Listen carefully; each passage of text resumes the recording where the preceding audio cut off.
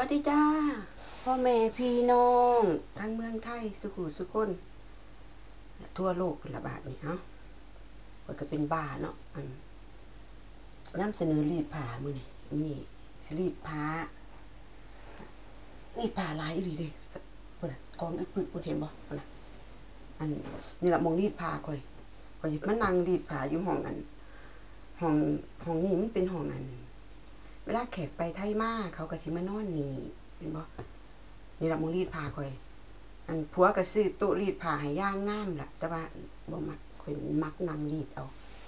มักนั่งกับพื้นรีดเอามันสบายดีจะเพิ่มด่าข่อยเด้อล่ะ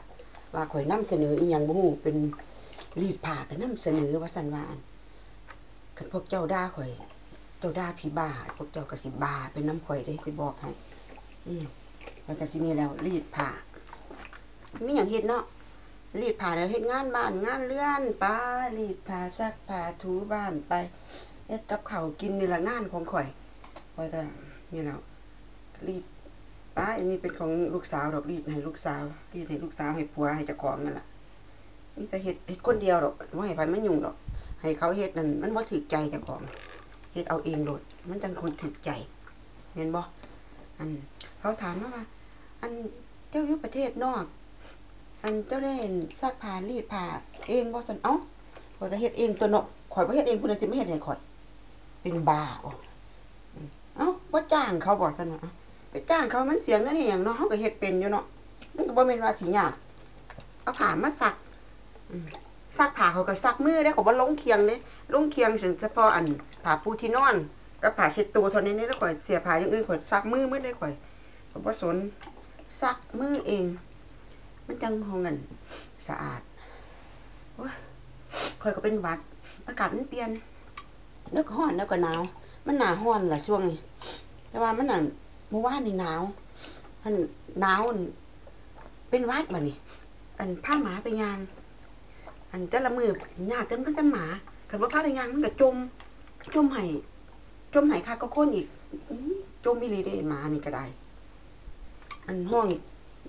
องตายไว้อยู่คันเฮาบ่พาไปย่างคันเฮาพาไปย่างแล้วก็ไข้แน่มันเป็นจังซั่นหมาทั้งนี้บ่คือจังหมาบ้านเฮาบ่ยุ่งบ่ยากเด้ปล่อยแสงก็อยู่หั่นบ่ยุ่งบ่ยากว่าสิว่าพาข่อยไปย่างเล่นแน่นบ่ว่าเด้อันนี้หยังโอ้ยข่อยรำคาญจังเที่ยนั่นเป็นแม่เลยคนฮักหมาเนาะเฮ็ดจังได๋มีหมาไว้เป็นหมู่คือว่าน่ะบ่มีคนเว้านำก็เว้าแม่มันนำหมานั่นน่ะบ่มีหมู่มีพวกเนาะข่อยบ่อยากคบคนคือมันเขาบ่คบข่อยก็บ่ฮู้คือกันข่อยก็อยู่จังซี่แหละตามประสาตามมีตามเกิดข่อยมีหยังก็เฮ็ดไปนี่แหละเพราะเป็นเนี่ยฝรั่งคือสิสบายเนาะว่าติหาผัวฝรั่งให้แน่ว่าซั่นโอ้ยเว้าคักเว้าแน่เป็นเมียฝรั่งคือสิสบายมันก็มีอยู่ล่ะหม้องสบายหม้องลำบากนั่นน่ะมันก็มีควบคู่กันไปล่ะมันก็สิบ่ว่าเมียฝรั่งสิสบายตลอดไปเสมอไปมันก็บ่แม่นเด้ล่ะมันก็ดีอยู่อย่างนึงคือว่าเฮาบ่ได้ไปเฮ็ดนาเท่านั้นล่ะสมัยก่อนเฮ็ดนามันบ่บัดสมัยนี้เฮาก็ว่าเว้าแล้วก็อย่าว่าข่อยเด้อพวกที่เขามีผัวคนไทยเขาก็บ่ได้เฮ็ดนาคือกันน่ะว่าผู้ลางคนนั่นบ่อันนี้เว้าถึงพวกบ้านนอกเฮาเนาะบ้านแถวบ้านนอกเฮาเนาะคนไหนที่เพิ่นสบายก็อย่าไปว่าทั้งเที่ยคนเฮามันก็ว่ากันบ่ได้ดอกเนาะเห็นบ่ล่ะแล้วแต่ไผแต่มันล่ะผู้ลางคนก็มีผัวฝรั่งก็สบายผู้ลางคนมีผัวฝรั่งก็ลำบากคือว่าน่ะมันแล้วแต่บุญไผกรรมมันเท่านั้นล่ะว่ากันบ่ได้ของพวกนี้เฮาค่อยรีดอันนี้แล้วข้อยก็สิเอาไว้นี่ยามข้อยก็สิห้อยทีหลังว่ากันบ่ได้เรื่องพวกนี้มีผัวฝรั่งมันก็คือผัวไทยน่ะมันก็มีดีมีชั่วแต่ว่าจังของข่อยมันก็ไข่แน่มันก็ไข่แน่ว่าสิว่าดีเลิศประเสริฐศรีนั่นมันก็บ่แม่นดอกคนเฮานั่นคลังมือเถียงกันก็มีคือกันน่ะบ่แม่นว่าผัวฝรั่งบ่เถียงเด้อ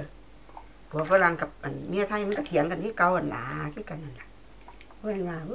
บ่ได้เถียงกันว่าจังเถียงกันจังซี่ลูกรำคาญลูกบอกว่าเซาเถียงกันแน่บ่ขี้คร้านบ่บางเที่ยลูกมันว่า แต่บ่เถียงกันเฮ็ดหยังเพราะขี้คร้านบ่ก็เสียฟังลูกบัดนี้เป็นพ่อแม่ที่ดีเสียฟังลูกก็เลยบ่เถียงกันก็เลยอยู่กันเหมาะๆแม่ๆมีลูกก็ดีอยู่อย่างหนึงเด้อันลูกมันเป็นคนกลางเนาะคันพ่อแม่เถียงกันนี่มันสิบ่เข้าทั้งพ่อทั้งแม่เด้บางเที่ยลูกสาวข่อยนี่มันสิบ่คือผู้ใดเนาะคันอันพ่อแม่คันพ่อแม่ได้เถียงกันให้มันได้ยินนี่มันสิว่าเลยเด้อเถียงกันเฮ็ดหยังใหญ่แล้วบ่อายเด็กน้อยติพุ่นน่ะลูกข่อยมาซะแม่เอ้าข่อยก็อายลูกจังเนาะบัดนี้เนาะข่อยก็เลยกับผัวข่อยก็เลยบ่เถียงกันตะกี้เถียงกันอยู่บัดนี้ข่อยขี้คร้าน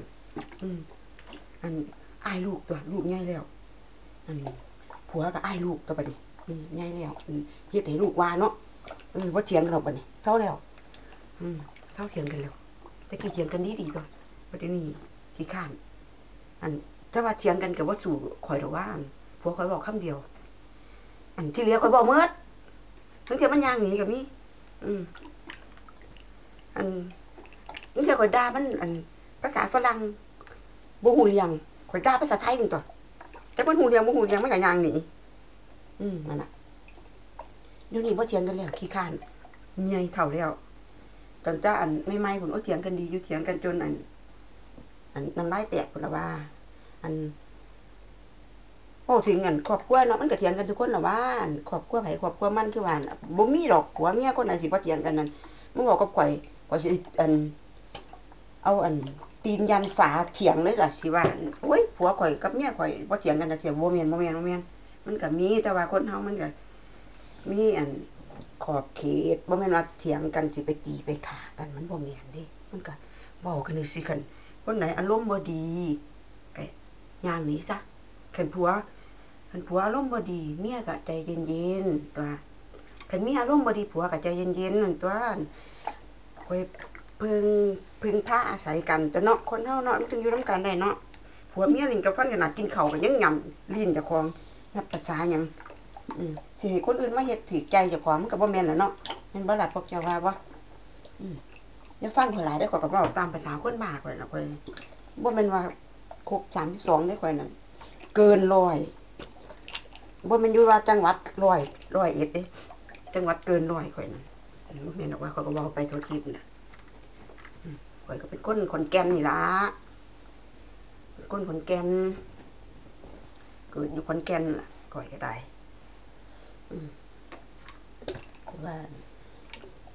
บ่ได้อยู่ขอนแก่นดอกว่าก็มาอยู่พี่ล่ะ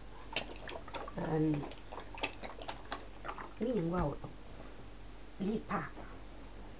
เว้าดูก็บ่ดีเว้าดูเขาสิรำคาญเนาะตัว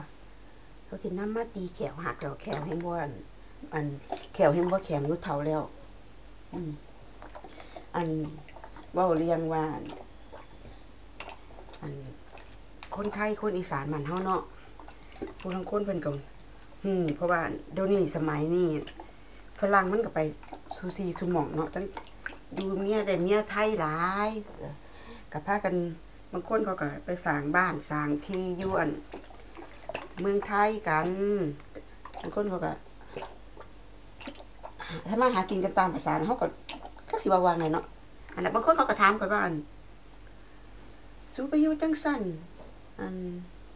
สูเฮ็ดงานอีหยังอยู่จังไดผัวเจ้าเฮ็ดงานหยังเจ้าเฮ็ดงานหยังโอ้ก็ถามข่อยปานข่อยเป็นนักโทษเนาะพวกเจ้าก็ได้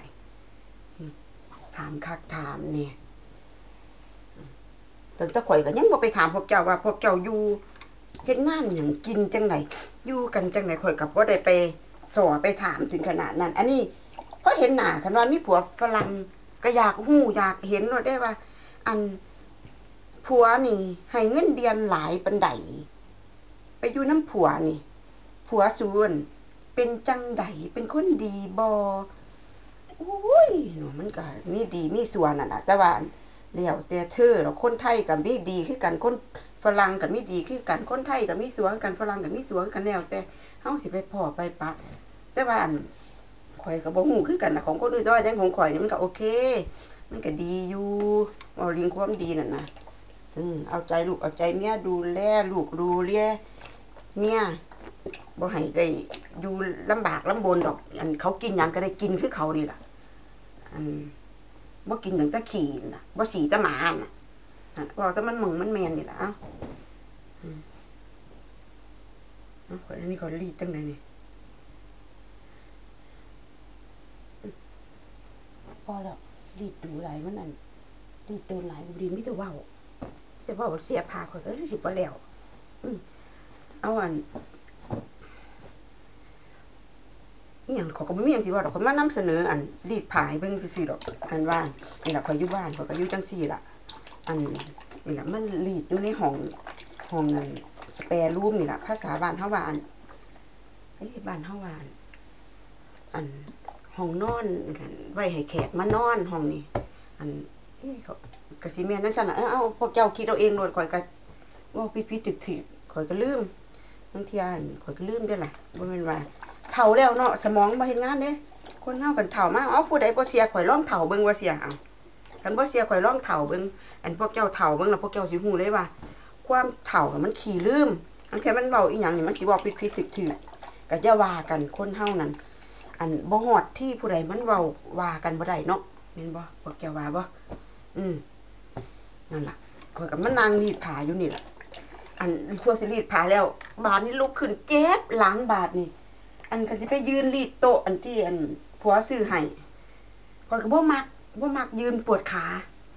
เฮ็ดจังได๋ก็บ่สบายอันเฒ่าแล้วเนาะคันเรียกได้ข่อยสิบ่เฒ่า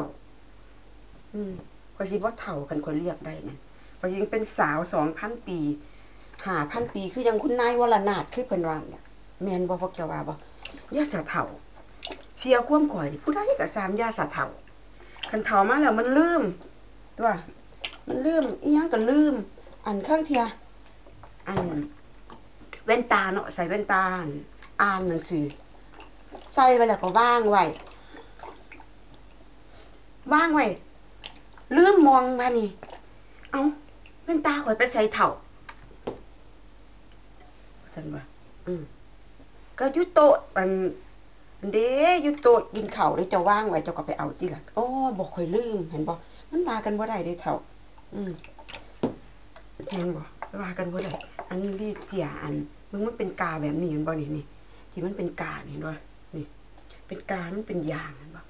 อันเฮาต้องเอาผ้าเช็ดหน้าห้องเด้อเนี่ยผ้าเช็ดหน้าเนี่ยเห็นบ่ผ้าเช็ดหน้าก็ขาดเลยนั่นบ่แม่นว่าขาดที่เอาถิ่มบ่แม่นเด้มันก็ใช้ประโยชน์ได้อยู่เนี่ยก็เอามาห้องเห็นบ่นี่เอามาห้องรีดมันจังสิบ่ใหม่เห็นบ่เนี่ยมันบ่ใหม่เด้อันข่อยไปเที่ยวเมืองไทยเนาะข่อยไปจ้างเขาซักผ้าอยู่โรงแรมเสียข่อยเป็นกลางที่ละส่วนมากข่อยสิมักเป็นกลางเห็นบ่นี่มันเป็นกลางข่อยใส่เห็นบ่ข่อยสิมักซื้อเสียจังซี่ที่มีกลางข้างหน้าเฒ่าแล้วก็อยากงามคือว่าน่ะบาดนี้เอาไปให้เขาซักด้วยรีดด้วยนะคะว่าซั่นว่าโอเคค่ะว่าซั่นพอมื้ออื่นไปเอามาเปิดเบิ่งเสียโอ้ยกาข่อยนี่เปียเขารีดผ้าเขาบ่ฮู้เนาะก็สิแม่นเด็กน้อยอันหัดรีดใหม่คือจังได๋ข่อยก็บ่ฮู้คือกัน